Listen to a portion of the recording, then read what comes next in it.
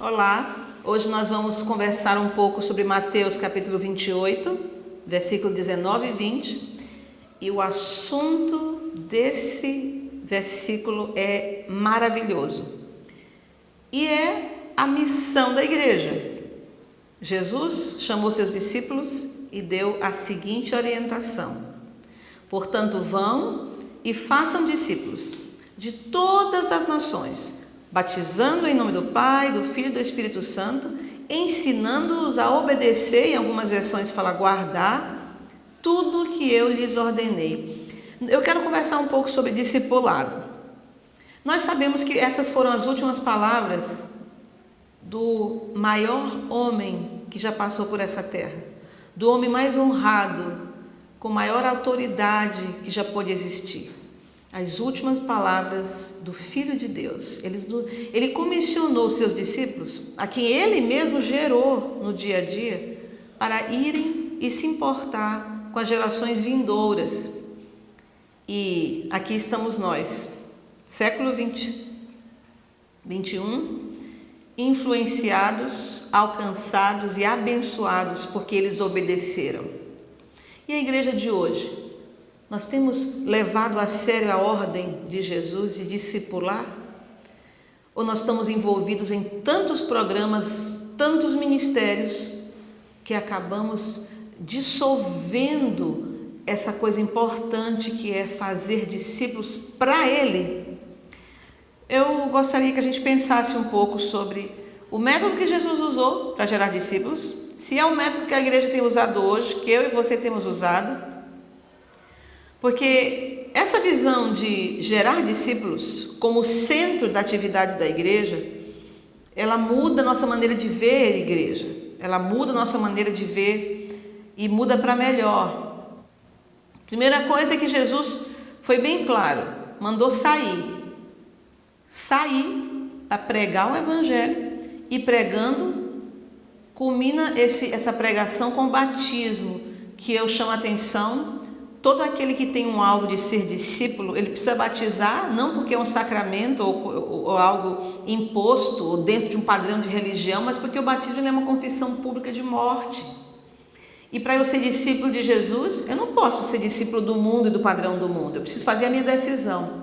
E o batismo, ele vai orientar, eu vou me preparar o meu discípulo, aquele que recebeu Cristo, para fazer o seu sepultamento.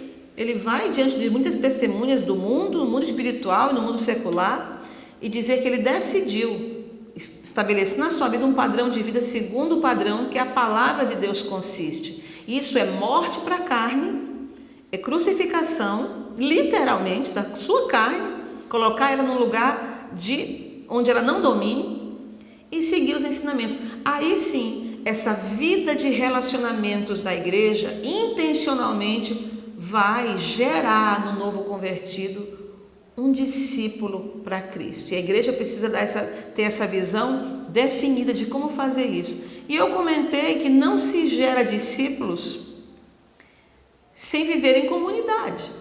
Muitos cristãos têm tentado agradar a Deus se isolando. Mas como? Como é que eu vou gerar discípulos se eu não sou discípulo de alguém? Se eu não tenho uma referência dentro da minha comunidade a quem eu sigo?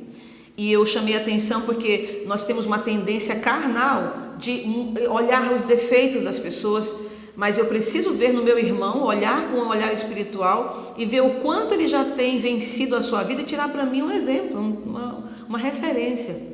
Então eu preciso me inserir num contexto de corpo, literalmente, e andar em comunidade, onde eu tenho uma referência para que isso seja um motivador na minha vida e eu também seja referência para um outro que acabou de chegar. Porque todos nós temos algo a vencer, mas graças a Deus já temos coisas que nós já vencemos, porque Deus é fiel e quem anda com Ele não anda em derrota.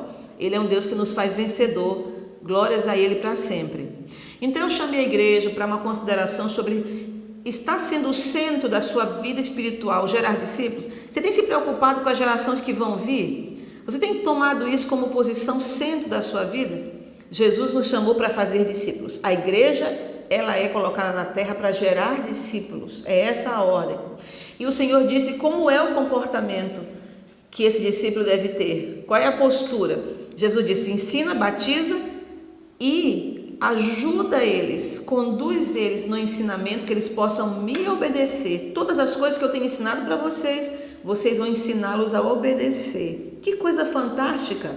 Então nós às vezes nos preocupamos com tanta postura de tantos irmãos na igreja, mas não nos preocupamos se eles estão obedecendo, por exemplo, a palavra de domingo à noite. Às vezes nós recomendamos que eles não faltem ao culto. Não faltem, tudo bem, é muito chato faltar. Mas será que nós estamos acompanhando também o desempenho desses irmãos no dia a dia? Se a palavra que foi ministrada domingo à noite está sendo obedecida? Se foi digerida?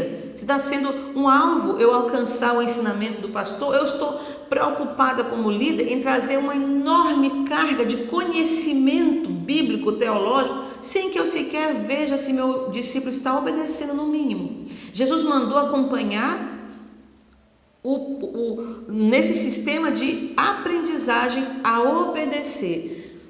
Nós precisamos ter uma vida que possa convidar os nossos discípulos a obedecer a Deus, aprender a vencer suas fortalezas, seus pecados, seus maus hábitos, seus maus costumes, seus paradigmas, seus sofismas e levar a obedecer a Deus. Quando se fala de exercício de autoridade, nós precisamos lembrar o que a Bíblia ensina. Quero falar um pouco sobre o poder pela honra.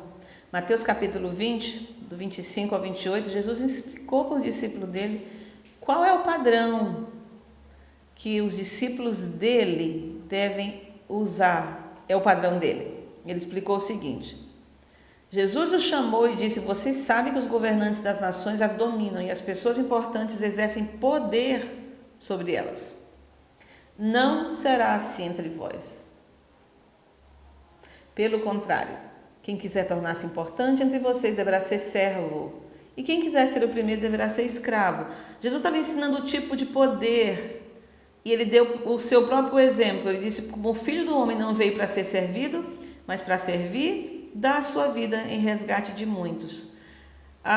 Nós sabemos que, quando se trata de poder, algumas pessoas decidem não exercer poder, negligenciam o poder que lhe foi dado, não assumem responsabilidade, e eles fazem isso e vão colher as consequências. Quem não planta, não vai colher. O poder pela força é o poder, por exemplo, do trabalho, no ambiente do trabalho.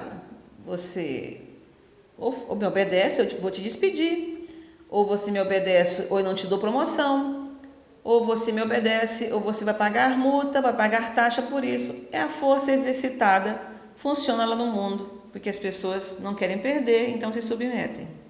Poder pela culpa é quando a chantagem emocional é estabelecida. Normalmente é usado em ambiente familiar, mãe com filho, pai com filho, esposa com marido, nessa posição de se fazer de coitado, vai controlando o outro e vai exercendo autoridade. E se isso é usado na igreja para discipular, nada feito. Tudo que não é ouro vai passar pelo fogo, vai ser consumido, e esse tipo de recurso não vai prevalecer. E tem o poder pela negociação. Você me obedece, eu te recompenso, eu te dou algo que você vai se agradar também, então por isso você me obedece.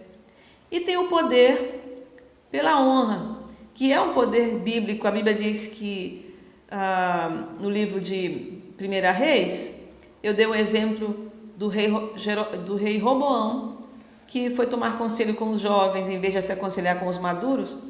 E o conselho dos maduros foi o seguinte: se fores servo desse povo e servi-lo, dando-lhe resposta favorável, eles serão teus servos para sempre. Quando você serve o discípulo, você o ajuda, você dedica a sua vida em prol da vida de alguém, essa pessoa, por causa da vida de Deus que você transfere para essa pessoa vai te honrar, ela vai te obedecer. E vamos gerar no meio da igreja um vínculo, um ciclo de relacionamentos de honra, um honrando o outro, porque foi honrado. Assim como Jesus foi honrado pelo Pai, porque se esvaziou em função dos filhos de Deus. Deus o honrou. Deus vai honrar também a sua vida quando se dedicar, quando se esvaziar em função daqueles a quem o Senhor colocou no teu caminho para você discipular. Sabe, eu não quero que através dessa ministração você se torne um crente que acha que nunca foi discipulado e que por isso não pode dar fruto. Não pense assim. A Bíblia diz que Deus já derramou no nosso coração o amor dele, já foi derramado. Exercite esse amor cuidando de alguém, se importando com alguém, se desgastando por aqueles por quem Jesus morreu. Isso no ambiente de igreja faz com que a igreja tenha um ambiente edificador, um ambiente produtivo em amor, algo lindo que o Espírito Santo tanto se agrada.